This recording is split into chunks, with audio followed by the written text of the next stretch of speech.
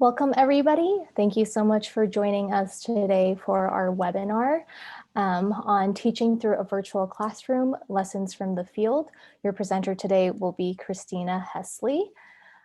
Christina Hesley is on the leadership team for the Behavior Response Support Team through the University of Utah in the U-TTEC lab.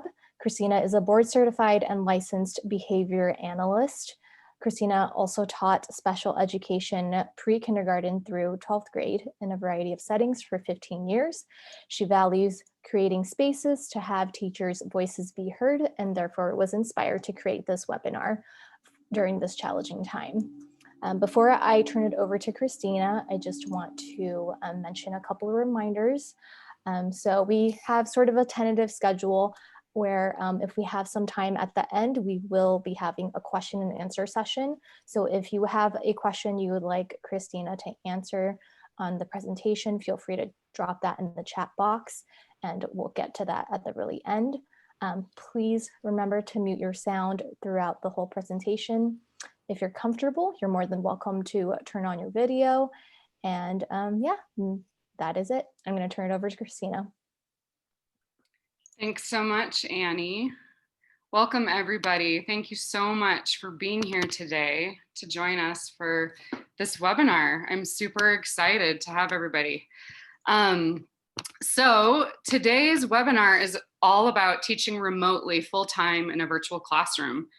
So just again, I want to emphasize teaching full-time in a virtual classroom. We're not talking to teachers today that teach partially in person and partially virtually. Which we know there's a variety of different types of teachers right now during the pandemic, that some are teaching in person right now and some are doing a variety of both. This webinar will be focusing on full-time remote. I liked this picture because it's saying impossible, and then you start to see the word at the beginning that says possible. So what we thought was impossible, we have been faced with. We did not, I don't think ever in our lifetime we would be teaching full-time remotely. And what does that look like? It looks like we're looking at our computer screen. It looks like an empty classroom. And so here we are, and we've got these same teachers, but they're having to overnight use completely different tools in order to access their students and in order to share their knowledge and teach. So that leaves me with our teachers that are here today. So I have 4 teachers here today that I'm so grateful for, that were willing to give their time. And I really wanted to represent what it's like to teach virtually across the board. So we've got a lower elementary teacher, an upper elementary teacher, plus middle school, 5th through 8th grade. And then we've got a middle school teacher, and then we have a high school teacher. So I'm gonna let them give a quick introduction so that you can hear their voice and see their face. And let's go ahead and start with you, Amanda. Hi, my name is Amanda, and I teach at a charter school in the Salt Lake District. And I have been teaching for 11 years in the same school and the same grades. So I teach 1st and 2nd grade, and it's been really fun doing online learning with the little people. Thanks so much for being here today. Lamar, let's go ahead and have you introduce yourself. Hi, I'm Lamar Holley. I teach 5th grade language arts and history at Salt Lake Arts Academy, and I've been a teacher for 19 years. Thanks for being here today as well. Lena. Hi, I'm Lena. I've been a teacher for 16 years, and right now I teach 7th and 8th grade science technology, but I've taught every grade 1st through 8th. Thanks so much. And Amy.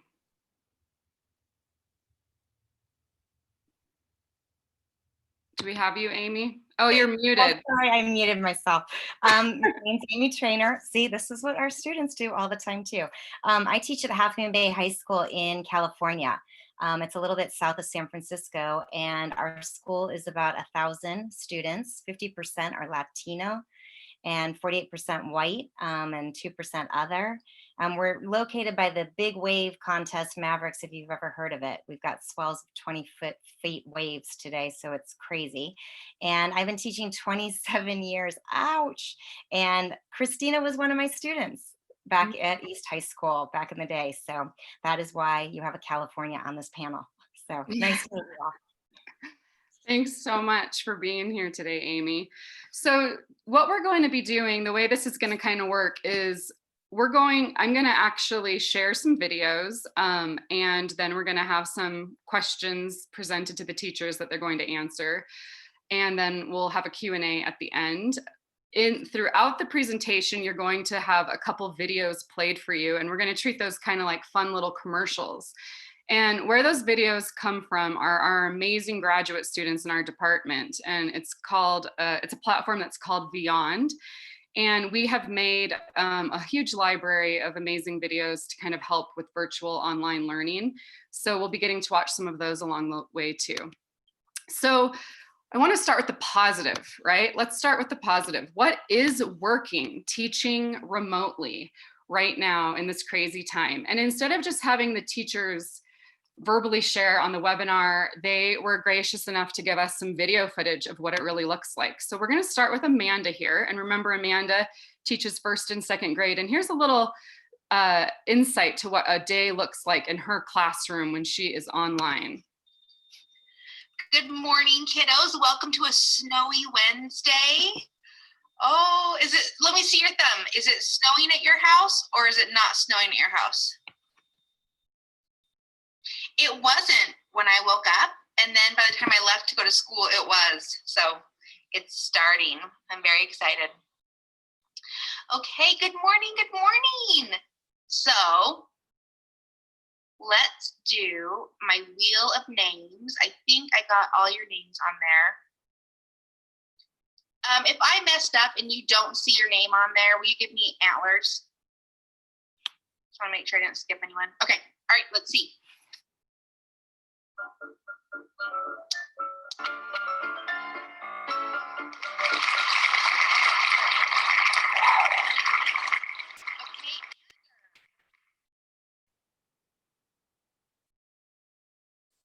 Hey, who likes donuts? I just had them today. Oh. Yum. Who likes...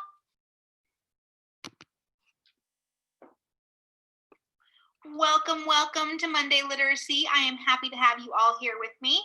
Okay, it is a Monday, like I just said, so you're going to want this guy, same as we do every Monday. If you don't have it, you can use paper, any paper. You can use any. Do is for our first word. Here, I'll hold this up for you. So which column would the word is go in? The only thing I can think of that would be tricky here, when you spell is, it is an S at the end, not a Z. We hear a Z, but it's an S. Okay, hold your board straight up to the camera. Oh my gosh.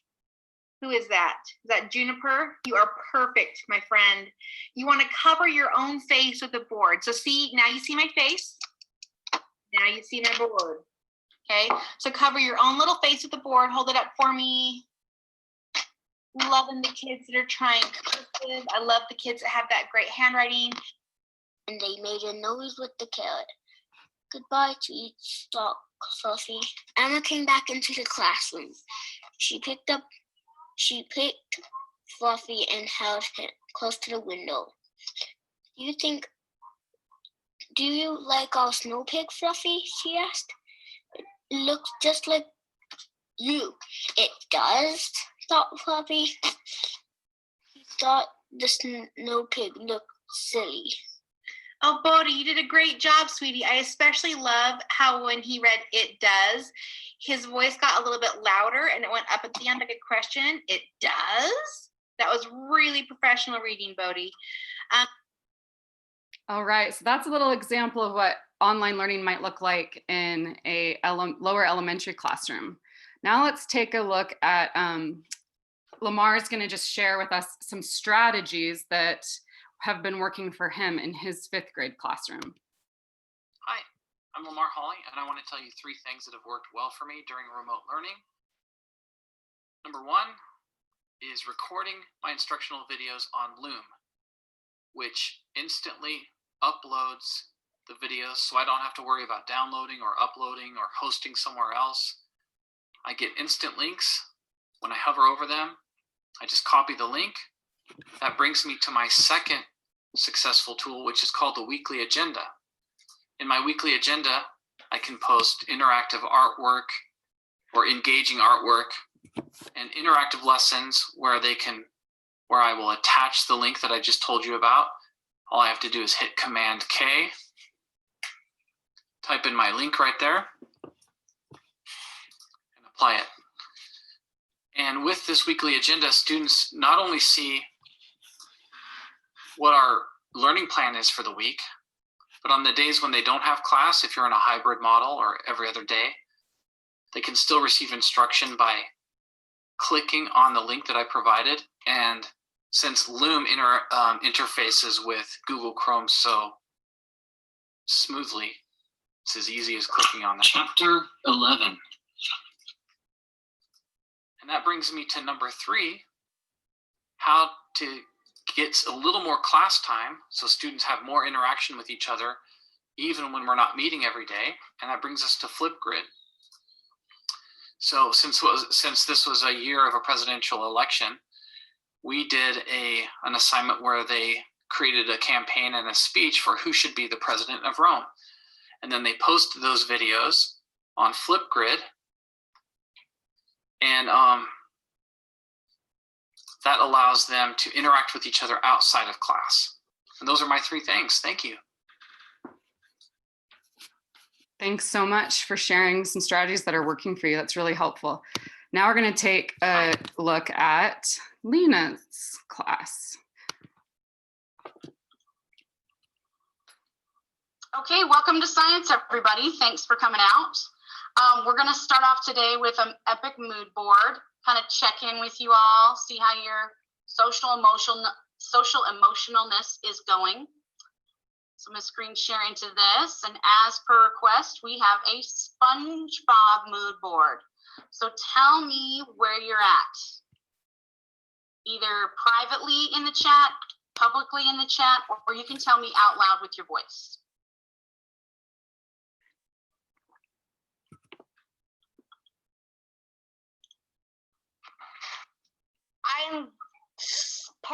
I'm a 10 and a 15.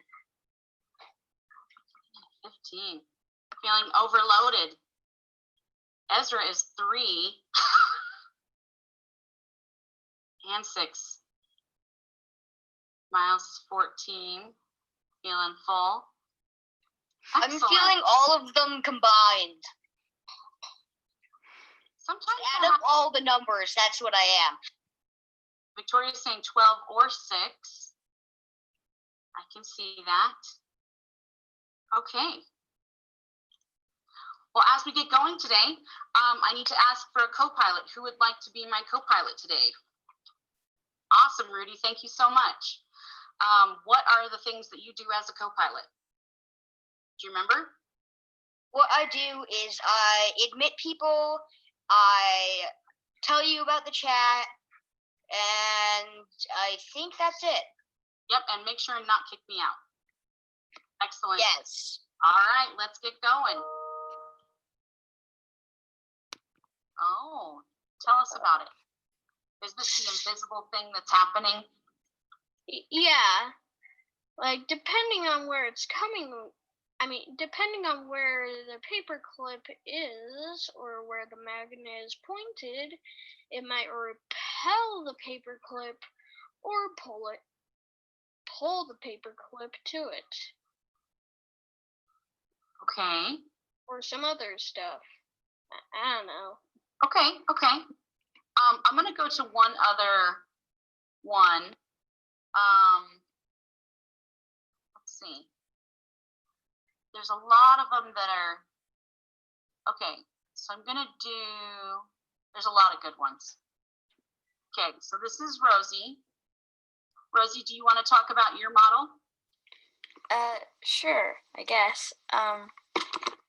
So in mine, I put the magnet wand up at the top, and then at the bottom is the. So that's kind of an example of Lena's classroom with 7th and 8th graders doing a check-in and doing a science lesson. Oops. Okay, and now we are, last but not least, Amy Treanor. This is an example of an online AP Calculus class and how she runs her class. I am going to skip through just the middle part, although I bet we all could use a calculus review, just so you can see more of how she runs her class with some of the key points. All right. Good morning, AP Calculus students. Today's August 17th. Make sure you guys have your notebooks ready, and we are going to explore two-sided limits today. So the first thing I want to go over is your Zoom norms. And then, of course, I have a weekly question for you so I can continue to get to know you all. And then we're going to dive into Unit 1.3, Introduction to Limits. So just remember on those Zoom norms, I've enabled you guys to change your name. So please be sure that you put your preferred first name, whatever you want me to call you for the class, and your full last name, followed by the year you'll graduate. And just remember, at any time, you can unmute yourself if you have a question, and I will help you see clearly whatever you might have had some confusion on. And just remember, participate to not only help yourself, but also help others learn. Okay, we're in this together.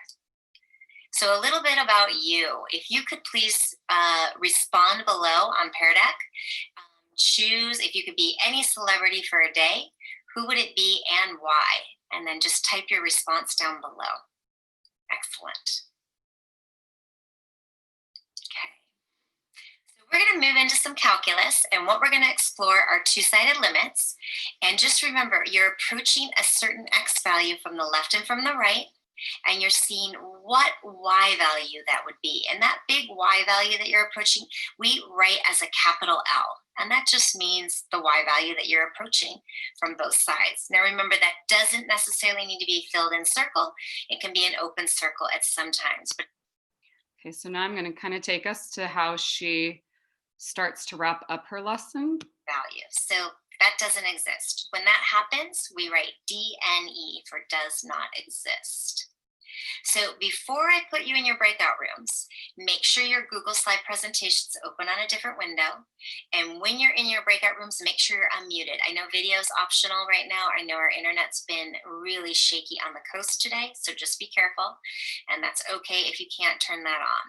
And we'll be looking at slide 14. You guys come to a consensus within your groups, and then I'll call you back and we will discuss what you got for your answers. So just so you're aware, this is what that looks like, this slide, and these will be the 4 questions that you guys are going to be answering. Okay, I'll give you about 3 minutes in your groups to answer those, and then I'll call you back. And then at the end of class, I would bring them all back in to have a little discussion time and go over those questions, and we would continue to do more review. Hope you guys enjoyed the presentation. So there's an example of what maybe an online, math calculus class for an AP student would look like on a virtual platform. So that leaves me with a quick little commercial break, and I wanted to share with you one of our strategies that we know are effective in the virtual classroom. It's important to keep students engaged during remote learning. Virtual engagement may look like how often and for how long students engage with online course material,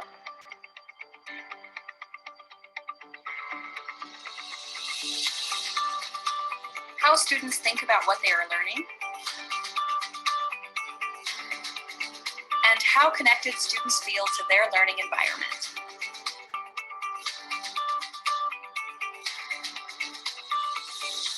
Here are some ideas to facilitate engagement in your virtual classroom. Use prompts to spark discussion.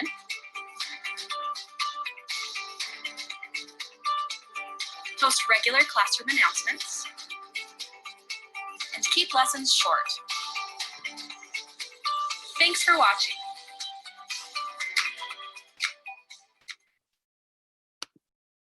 So now let's dive into some questions that we have for you as teachers that are in the trenches really doing this work.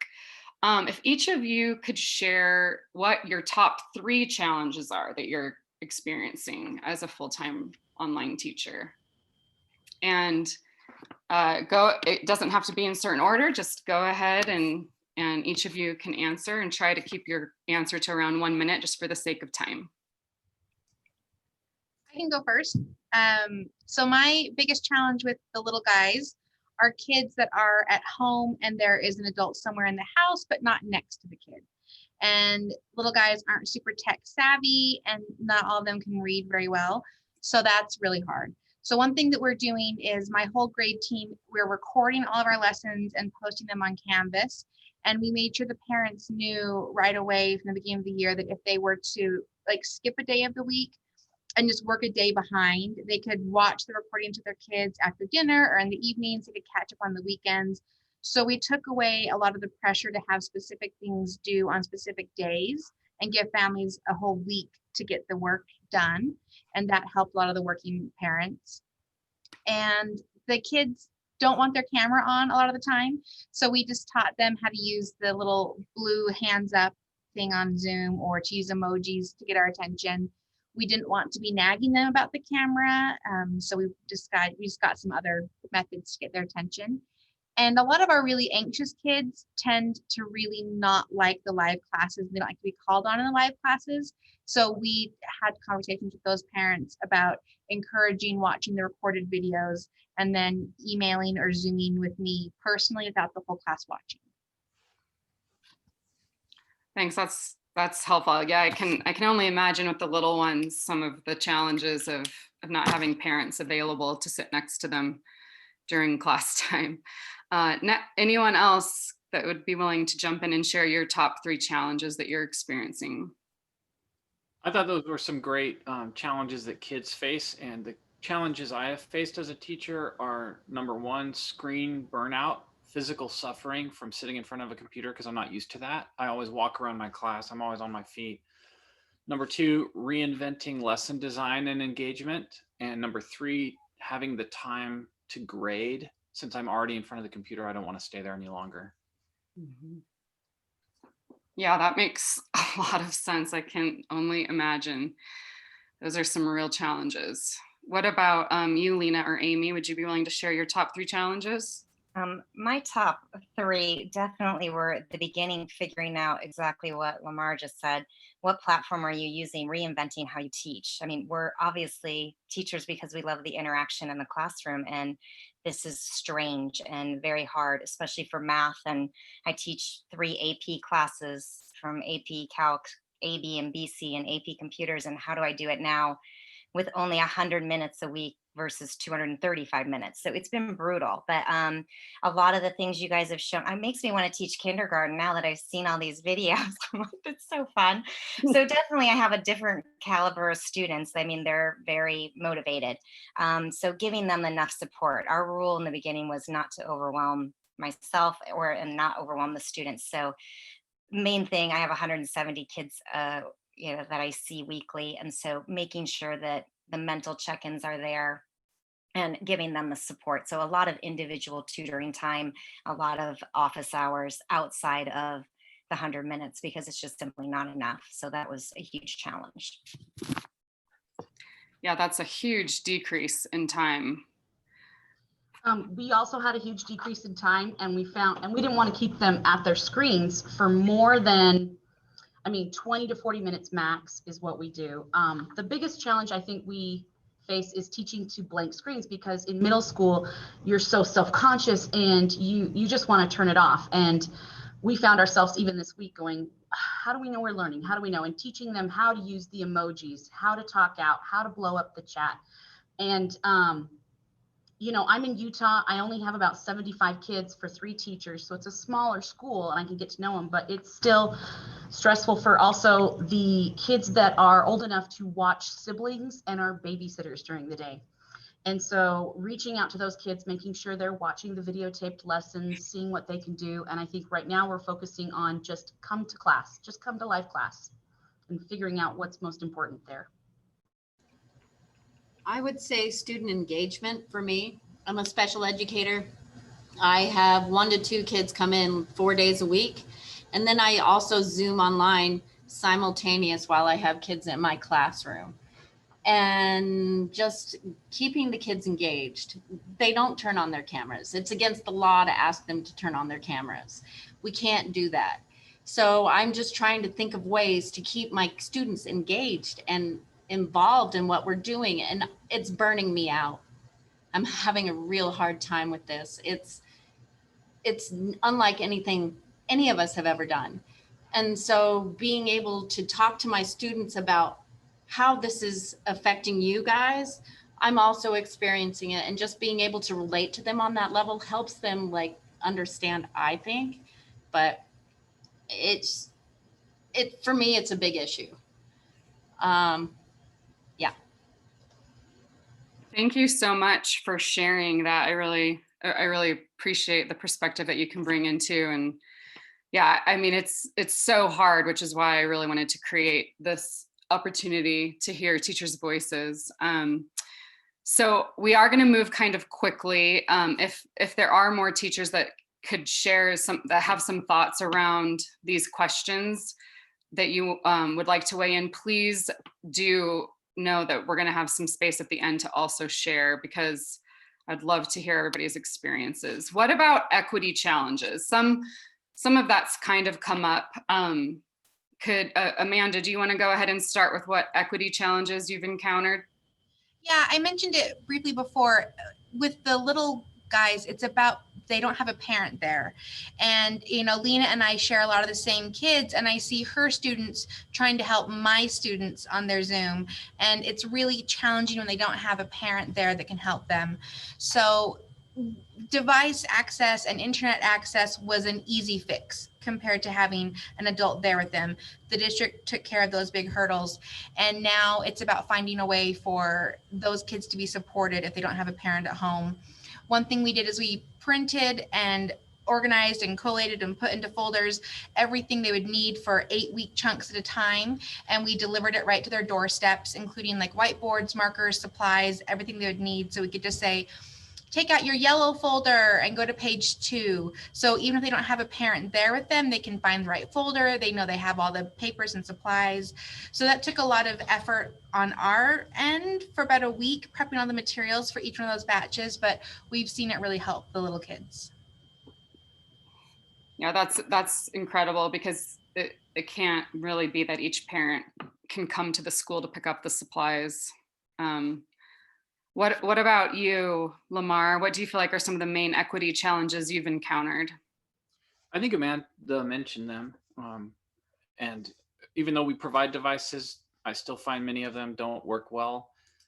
And the home support she mentioned, and of course the challenge of it all, as someone else mentioned, not being able to do over your shoulder teaching.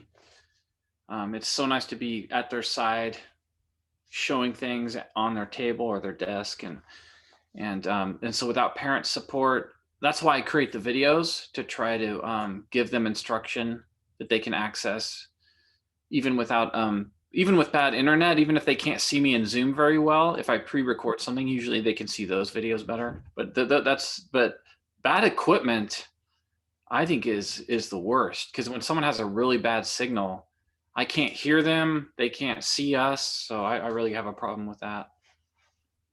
And would you say that occurs on the daily for you? With at least a couple kids, yeah. Yeah. What about you, Lena and Amy? So I think what we've done to try to offset that internet thing is, if I'm having problems with over 2 weeks, I take a hotspot over to that kid's house. I'm taking over internet free for a year thing. And like Amanda said, how do you do science without them touching it, you know? And so that's why in the video, I use Nearpod, which is free. I recommend it. They can all be drawing, and that drawing element altogether really levels the playing field for ELL learners. And especially with ELL learners, in my Canvas assignments, I try to make as many icons and visual cues when we're learning new technology platforms like Adobe Spark to make a video about turtles or whatever, you know, so just step by step, clear. And it's almost like I'm doing less, but I'm doing more for less. And so, but just to make it fair for every learner, I'm trying to be more visual. Yeah. What about you, Amy? It's the same. I mean, our district is very supportive, and we're a K through 12 district. So like our science department, they made all the supplies and made bags, and the high school kids could come up and pick them up. Graphing calculators, we checked all those out. All the materials that we needed to give to make sure if they didn't have it at home, we've given. And the main thing is hotspots, because our coast is really sketchy. And then we had fires. So we had the first week of school, kids were evacuated from their homes. So we've battled power outages.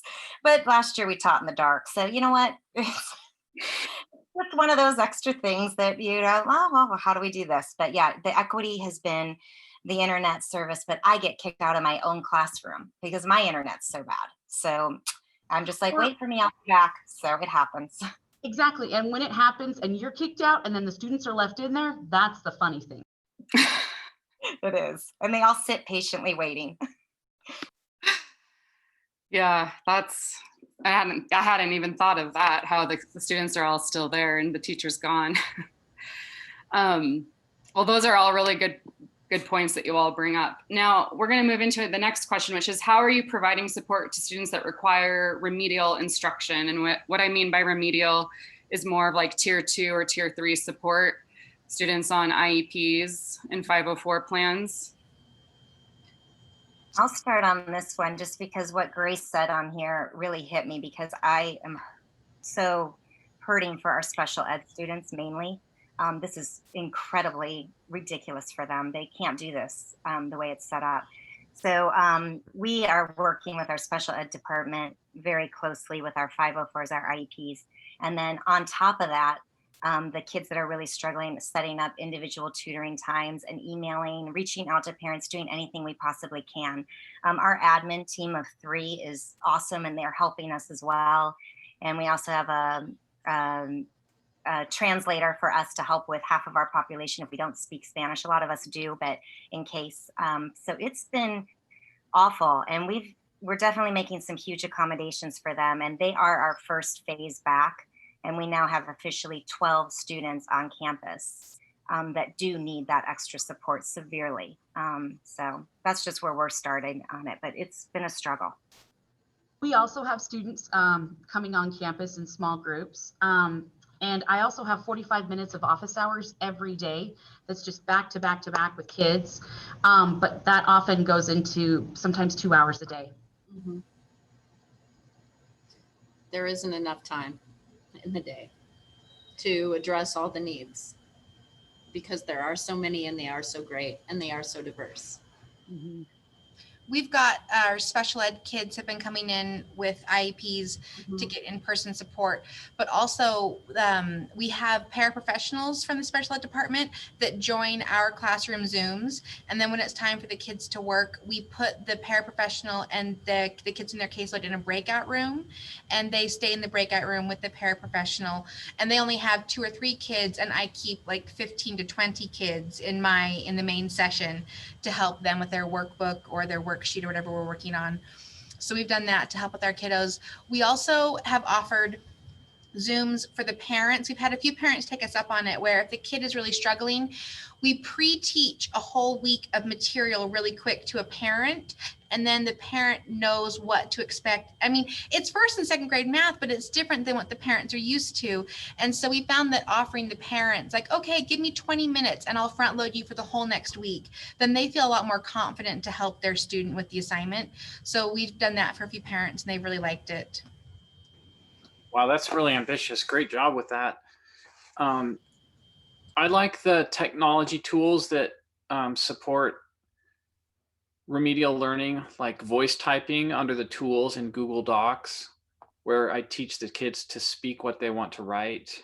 Individual breakout rooms in Zoom, where each child gets their own breakout room for some independent tasks. Then I can visit them and give them one-on-one help. and no one needs to know if they asked for help because I'm the only one who knows. And then some reading websites like Newsela and Common Lit provide the read aloud support, and read aloud is so essential for them to be able to follow along with the text while they're hearing it. I really like the strategy of how you can go help a student and no one would know. I think that's brilliant. Well, now I will share another quick little commercial break of one of our tier 2 strategies, which some of you may or may not have heard of, which is the check in, check out, but adapted to the virtual environment. Check-in, check-out is an evidence-based intervention used with students who are at risk for behavioral disorders. It's important for remote learners to continue to access these services when at home. Virtual check-in, check-out can continue to provide remote learners with 1. Additional structure to their school day. 2. Positive adult interactions throughout the day. 3. An opportunity to provide students feedback. To implement virtual check-in, check-out, number 1, identify the target goal with your student and their caregiver. For example, use respectful and appropriate language on Zoom class meetings. Number 2, identify what reinforcer your student will earn if their goal is met. Number 3, identify times of the day a caregiver or teacher can rate the student's behavior. Number 4, schedule a daily or weekly check-in and check-out time with your student. So this is the next question, and that is, here we are and we're all just behind computer screens. So like you mentioned, Lamar, we went into teaching because we like to connect with kids, right? Like we're people, like engaged people, interacting type career. I mean, our career is to be able to engage with our students and not to only be able to see them through a computer screen. So there's this lack of this feeling of connection, but we still know we need it, right? Like we're human, we have to have it. So how are each of you able to create connection with your students virtually? I'll just jump in here real quick. On a walk with my wife, she said, hey, you got to teach them, but it's just as important that you're your goofy, silly self and make it entertaining for them. And I was like, oh, okay, yeah, I guess you're right. And so I do a lot of goofy stuff like get real close to the camera. How you doing today? Let's do a dance. And that makes it fun. But real quick case study. Last year we were learning these songs from ancient history, and then COVID struck and we were all remote. And I had these students that were such great singers and they were participating well in class, and I didn't want them to be left out because I used Flipgrid to have them record their songs, and we put it into a video with everybody singing. And I had a couple students who weren't posting, and I'm telling you, I did not want them to be left out, so I ended up texting parents at all times of the day saying, oh, I haven't heard from him yet. I really want his song in there. Oh, I still haven't heard from him yet. And it made my life a nightmare, but to me it was worth it because I didn't want anybody left out. And so I just wanted to add that to the list of unorthodox, unusual things, is texting parents and telling them, hey, your child's participation means so much to me. Wow, that's amazing. One thing we do is, it was in the front of one of those video clips you showed, is I do the wheel of names to choose a kid, and then we play the thumb game where they get to ask the class any 2 questions they want, and the kids have any different variety of responses. But it's just a cute way for me to let the kids talk to each other, and it's a lot of the same questions over and over, but they're all giggling and having fun. And then after I finish my lesson and I excuse the kids, I have a crew of about 5 or 6 kids that always want to stay behind and tell jokes or riddles or just chat. And so we stay on for about, 4 or 5 minutes, and we just chat and tell jokes. And then I kick them off and tell them to go take a break from the screen. But it's nice just to have a non-academic conversation with the kiddos. Whenever a kid talks, I spotlight the video for them so the other kids get that picture of their face nice and big. And then there are a lot of kids, they're the ones in person who are constantly talking to you, and they just need a lot of attention, and that's a very valid need. So we put a lot of effort into teaching those few kids how to use the private chat feature, because I can teach and still send a couple messages to a kid while I'm doing it and multitask. So they can chat with me and get a little individual feedback from me, and then they aren't unmuting themselves and interrupting the class as much. We also, with our supply kits, we did prep art and science supplies. It was a big bag that went home. And so we sent the kids their materials for art and science. And so we're able to really talk to them about, oh, how was your toilet paper house? Or how did that thing go? And so we can talk to them about projects that they hopefully had fun doing. Yeah, that check-in piece I think is critical at the beginning of a class. What about you, Amy? What have you found to be successful of how to create connection with these high school students? One thing I use Class Dojo to call on them, so that you know, and I know that's a very elementary thing, but they love it. They love their little monster. So it kind of makes me not get used to the same name accidentally calling it every time. My other check-in is when I do the breakout rooms, because then I can just go in and talk to 4 of them real quick. And even if it's not about math, I just might do a mental check-in. And we do office hours every afternoon. So that's been a lot of connections where the kids just come in, and I'm usually doing grading if there is no kid in there, but it's rare that there's no one, but it's a nice, easy check-in. But our school as a group has been doing mail postcards, and we've just been mailing postcards left and right to kids, just to say, you're doing awesome, or keep it up, or I'm glad you got that 0 made up. And we also do Outstanding Cougars, and we do that every month, and we nominate someone, and we make a flip grid video and send that to them and share it with everybody. So we've got a good leadership group of students that are doing a lot of videos and doing announcements, and we have a really strong group of teachers that are trying to keep it as lively and good for our seniors. This is their senior year, and they're missing out on a lot. So it's been hard. Yeah, those are great strategies though. I love the postcard one of like, great job making up that 0. Like, what a great thing to get in the mail as a student, to feel like you're really, you know, feeling like your teacher's paying attention to what you're doing, and to feel acknowledged in that way. All right, another little commercial break of some ideas that we have around how you can make connection with students virtually. Remote learning has changed the way teachers connect with students. In this video, we provide tips for connecting with students during remote learning. Send your students a private check-in through Google Forms. Write letters or emails to let your students know you are thinking about them. Call or video conference with students to share feedback or assignments. Check in with parents to ask how students are handling remote learning. Work with your grade level team to identify students who lack connection and need extra support. Check in with these students. We hope these tips will help you connect with your students during remote learning.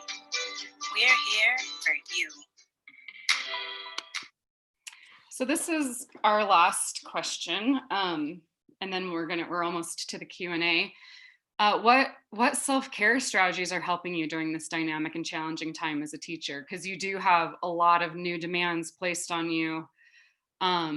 And yes, we're going on 9 months now, so you probably are starting to find a bit more of a rhythm than you used to at the beginning, but still, do you have any other tips for teachers that are struggling right now that you have found that have worked for you?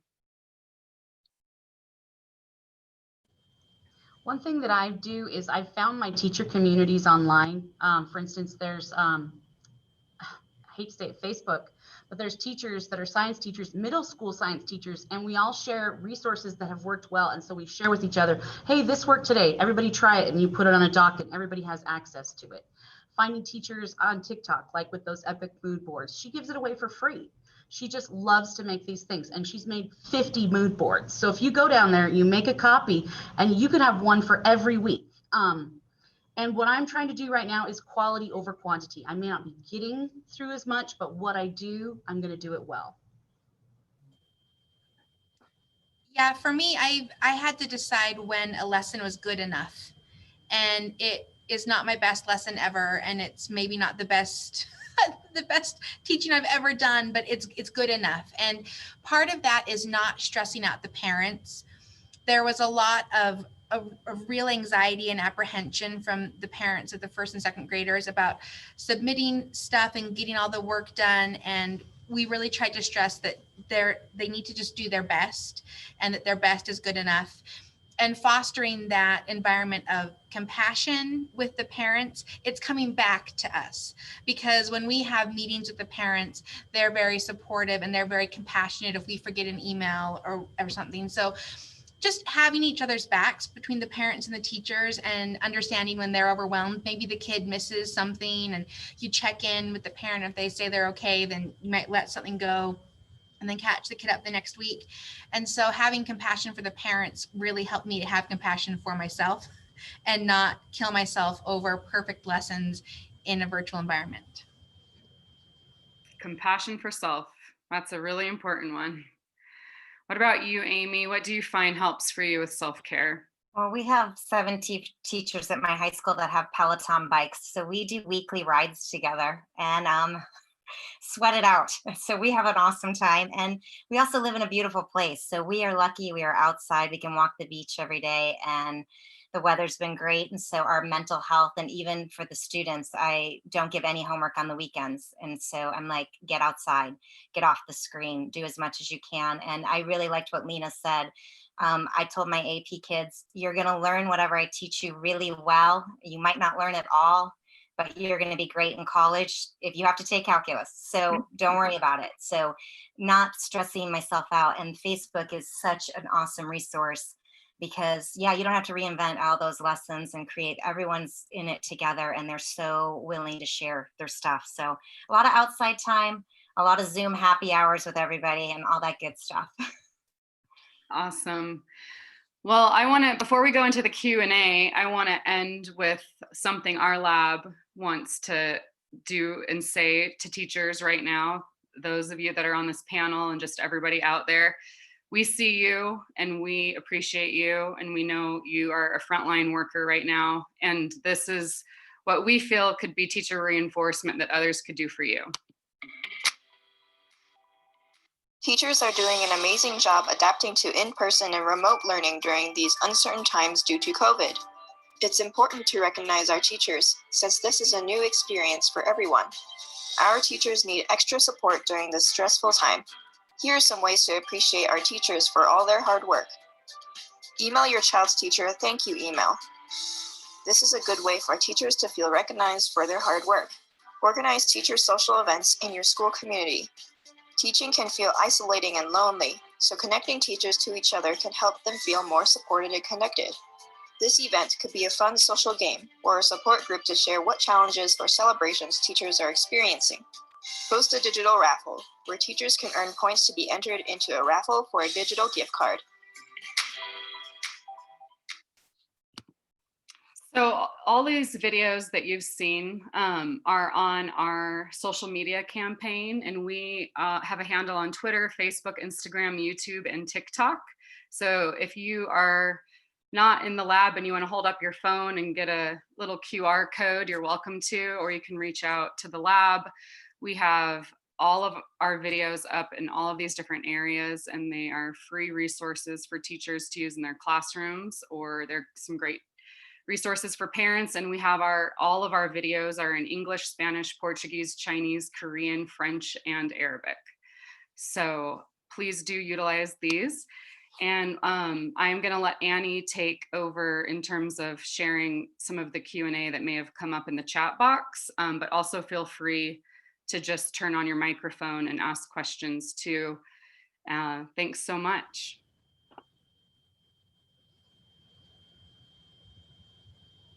Thank you, Christina. That was an amazing job to Christina and all of the teachers. Thank you so much. Yeah, like what Christina said, this last 10 minutes of the webinar, we will be doing a Q&A session. And I'm just looking at the chat, and it looks like there were a couple questions that were answered during the presentation, so that's awesome. But if you have any questions you want to ask during this time, feel free to drop it in the chat, or if you're feeling brave, feel free to unmute yourself.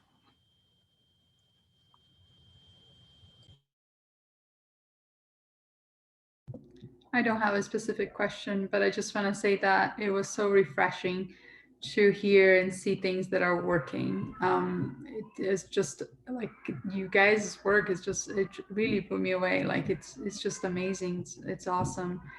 And I just want to say that you guys are awesome. And I really hope we can find ways to support you. And I remember Grace saying about how hard it is to find ways to engage other students, and how burnout we feel when we just can't achieve what we want. But I think a lot of us are feeling that way. And I think, I don't remember who said it, but I think it was well said about just trying to do our best, and just being okay about not being perfect.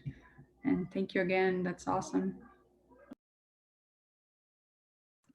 Hi, I'm a kindergarten teacher here in Madison, Wisconsin, and I loved everything. It was fantastic. I really enjoyed it. I feel kind of the highs and lows with everybody that you talked about.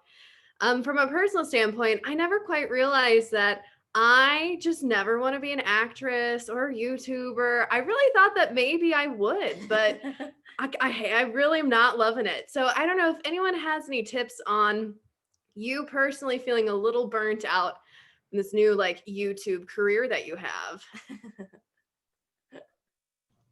Totally. Like I had a breakdown yesterday or Wednesday, and I actually took my first sick morning, because I haven't taken a sick morning all year. I just took it off.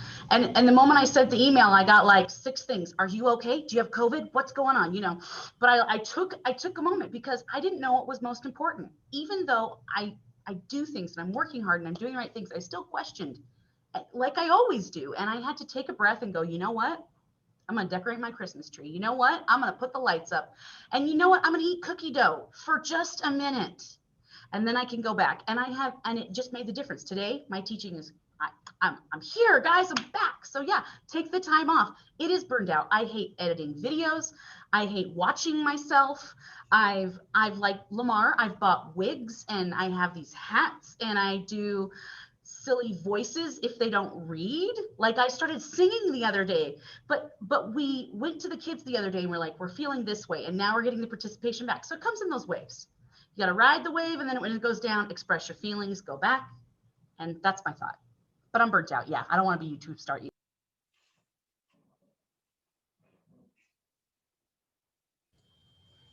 I don't like watching myself on the camera either.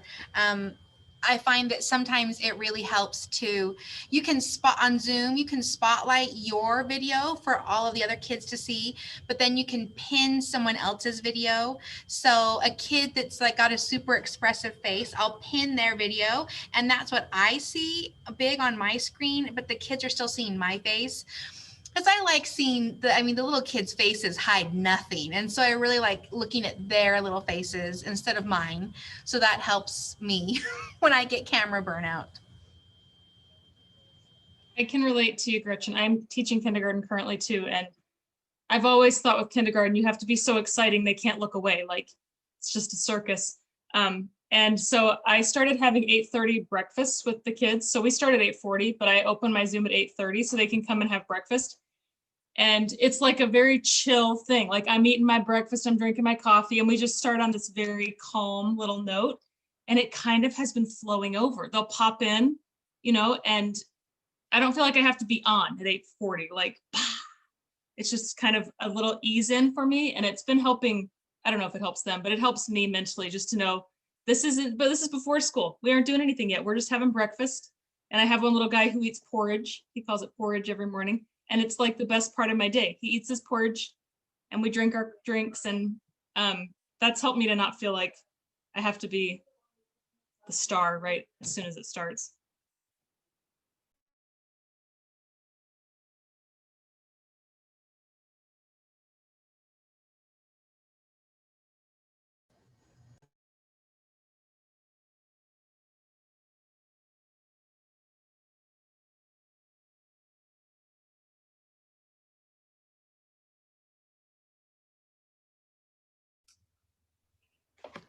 Okay. Hi. I'm Gretchen, and then this is Ingrid. So we're both roommates, and we both work at the same school. And then I've gotten called Gretchen a lot, so I thought that was fun because it's just like a German name. I answer to her name, and she answers mine. So I have had a big struggle this year with getting parents on board with the e-learning. As Wisconsin is all over the news here, COVID's not real. And you don't like have to wear a mask, I guess. But no, it's very real, and it's really hard getting parents motivated and like keep like with first grade and kindergarten, they're not going to come online unless their parent is with them. So that's like been really tricky. That being the parents being the actual barrier between the child and their education. So if anyone else has been dealing with something like that, like I really liked Amanda's idea of like front loading each week with the lessons and things like that, but that like props to you, that's like so much work. And so if there are any other kind of strategies that people are using to get like parents more excited about helping their student, or like at least get on. And I mean, just to be really honest, it's about 20 minutes per parent, and I've only had 4 parents ask for it. So they've got their math workbook at home, and we can go on Zoom, and you can teach a week of 2nd grade math to an adult pretty quickly. It's just that they were feeling uncomfortable with the new vocabulary and the new models. And so it was really a minimal investment on my part to get a lot out of the parents for the next week. Another thing is just making class so fun that the kids ask their parents, is it time for my Zoom yet? Is it time for my Zoom yet? Teachers Pay Teachers has been amazing. Kristen and I teach at the same school, and we've been sharing a lot of resources with the kids, games you can put up on the, we can screen share and play games with the kids, or I'll tell the kids, oh, we're gonna get off task for a minute. I have an off task conversation. And so we'll just chat about something off task for a minute. And I've had a few kids that were watching the recordings start to come live, and the parents said they really want to be a part of an off-task conversation, or they want to tell a joke at the end of class. And so I've just tried to make class fun enough that the kids ask the parents to put them on. And I feel like that's the best I can do.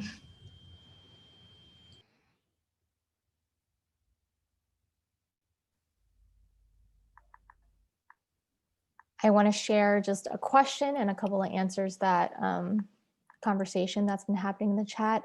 So a question, what is your favorite tech resource that you weren't using before you started providing during remote instruction?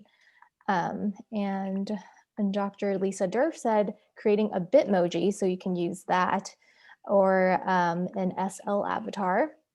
Lena, I was using it before, but Adobe Spark and Flipgrid, and we work it all through Canvas, so everything is in one place. And Lamar, favorite tech resource, Flipgrid. It seems to be a popular one.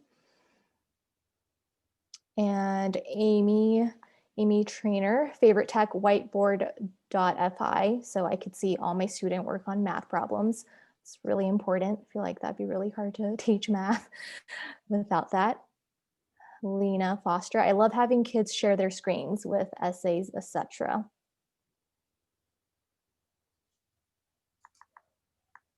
And then there was another question by Morgan.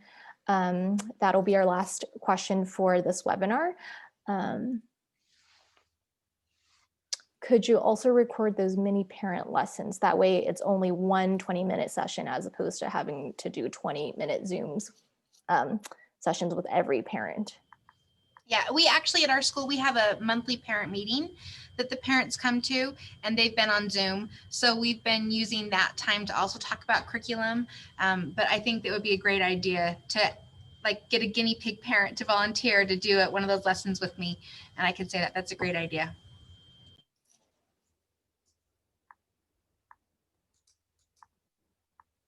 Thank you everybody for, taking time out of your day to be here, and specifically to, Lamar and Amy and Amanda and Lena for being willing to participate in this. And then all the other teachers that are on here today that I just want to thank you for coming too. And we just see you, we value you, we recognize all the hard work that you're doing, and we are advocates for you. So please reach out to us in our lab as well if we can give you any resources that you might find to be useful and helpful at this time. And let's all stay connected. It's really critical right now. And I hope everybody has a great weekend. And like Amy says to her students, get outside, no matter if it's raining or snowing or anything, just get outside. Thank you. Thank you. Thank you, Christina. So that concludes our webinar for today. If you know people who wanted to be a part of this webinar but could not attend, rest assured that this webinar is recorded and will be published on the U-TTEC Lab website. I'll be sending sort of like a post-attendee email to everybody who RSVP'd with a link for this recording. So thank you again so much. And if you want to check out more resources from our lab, the U-TTEC lab here at the University of Utah, you can visit U-TTEC lab.com. And that's all we have for today. Thank you so much, everybody. Thank you, everyone. That was fun.